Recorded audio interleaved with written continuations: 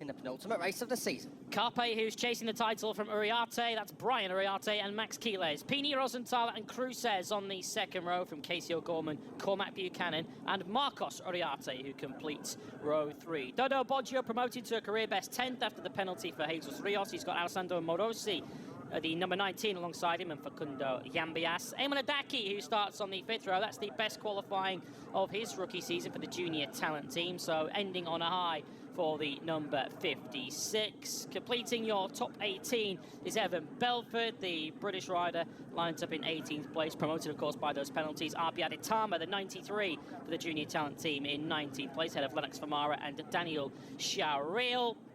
Taking our way down to the back of the grid, Milan Pavelek, a rider out of position. He starts from 22nd place, the number 4. That's his lowest qualifying of the season. Closer, but you can guarantee they'll give it a good go. The penultimate race of 2024, they didn't hold him too long at all. And Alvaro Carpe blasts off from that career first pole, and he's going to try and grab the whole shot as they dip under the bridge and emerge into the sunlight here at Estoril. It's Carpe who gets there first and leads them safely through the first couple of corners. Uriarte there in second. It's the front row as it was on the grid. So it's Carpe, Uriarte and Quiles. The 36 has come through there as well. I think that is in 4th place.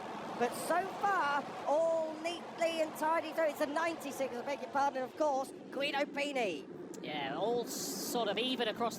Moving through, I think that was on Quiles. Keep an eye out for your 89 as well. That is the other Uriarte. That's Marcos. He's getting in and amongst it with Adrian into this one. So, as you can tell, Junior GP, it might be racing on a Wednesday, but it's all out like it was any other Sunday in the year. Down out of the final corner and to the line, Uriarte of the Brian variety takes the lead as they fan out down the straight. It's a long, long 986 metres straight and down in towards the first turn. It's Uriarte who gets it. His teammate of Pini's trying to follow through, but Carpe, not too bad, didn't lead over the line, but holds third.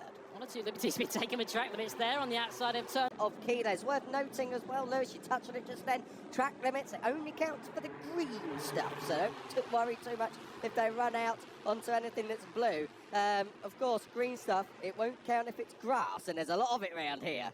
Yeah, there's a lot of it, and there's one or two gravel traps waiting to catch. The slingshot down into turn 7 allows Pini to regain third. And slingshot up into the chicane. Oh, how many Cruces was having a big look, and I think coming through, Pini gets up into second, so does Carpe at the chicane, so good stuff there from the 96 of Guido Pini, a 2022 European Talent Cup champion. It's all gloves off behind. That's one of the CF Moto Aspar bikes. That'll be the 89. That's Marcus Uriarte. And keep it on, Cruces. He's still right there in the championship battle. He hasn't won a race this year. He'll be looking to try and end 2024 on a high. Let's see the slipstream effect as they come down this long front straight, but no one able to make the pass. So maybe not a big factor so early on while the fuel load's a bit heavy. Carpe on the brakes. Is he going to get that stopped? Dear me, he was backing it in. He think he had a hinge on the rear wheel of that. He didn't get it stopped, and he indeed doesn't even make any position. So it's still Uriarte who's leading. There are already some signs there coming out of the last corner of the top piece, starting to break away, but the slipstream effect has allowed Uriarte, Marcos that is, to close back in.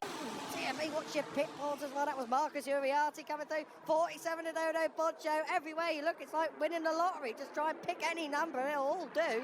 I'll tell you the problem Rios is going to have here in this final lap especially. We're on the penultimate lap now. I've watched him for a couple of laps now. He gets a very poor run out of that final corner. He's so good on the brakes. Watch him here on the 54, just fifth biking your pick to try to come back through. He generally makes up places on the brakes, but out of that final corner, he gets swallowed up before the line. If that happens on the last lap, then Alvaro Carpe might be celebrating the title in his pit box. Yeah, I don't know if they got a celebration plan. Maybe if they got a plan B. Maybe they had turn 6 is the celebration corner here at Estoril, but I don't think Carpe's going to be there to attend it. This is back at the front, Guido Pini. Look at Dodo Boggio. He hasn't had a podium all year. He's staring down the barrel at maybe even his first win. He's up there in third place, the 47, so keep an eye on Boggio. Now to keep this title alive. Well, if this was the checkered flag lap, you'd have to say yes, but maybe the slipstream is just going to come into effect here and put him in a better position that he can build on for the next lap. But this is all, as I won't want to look at this. Guido Pini then, this is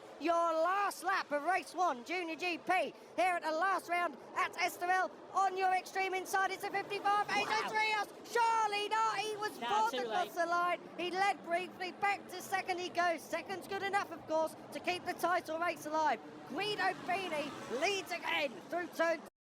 Alvaro Carpe. Rios sits second. If he stays there or gains a place, the title goes on to race 2 this afternoon. If he drops a place from there, Alvaro Carpe will be your champion in a lap's time. Through the flat-out kink of turn 5, Guido Pini's doing what he can at the moment, and he's leading this race very, very well indeed. Marcus Uriarte pounces on the 47 of Poggio. Buchanan is pushed out wide as well. That's by Brian Uriarte, who's fighting his way through. And that was the 78 of Rosenthaler as well. So Buchanan's going backwards, but all eyes on the front. Can Rios cause a big upset? Second place. I don't think you want to lead if you're Jesus Rios. Onto the home straight for the final time. He needs someone to tow him down this main straight. Where he is now is enough, but if one rider passes him in the final 2 corners, it's all over.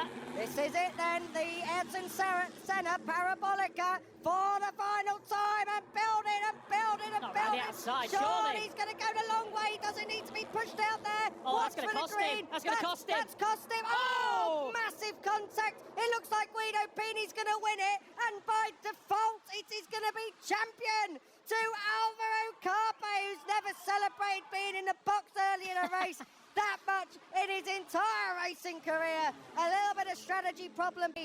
World champion in the most remarkable of circus. Team and Alvaro Carpe won't care a jot by that. Pini, your winner from Buchanan, and Marcos Uriarte. The 89 takes 3rd place. Jesus Rios, out of all of that, tried to go around the outside into the final corner, but it didn't work out for him. He finishes 7th. You feel really, from everything he put into that race, he deserved a little bit more than that. But out of all of it, not the way he wanted.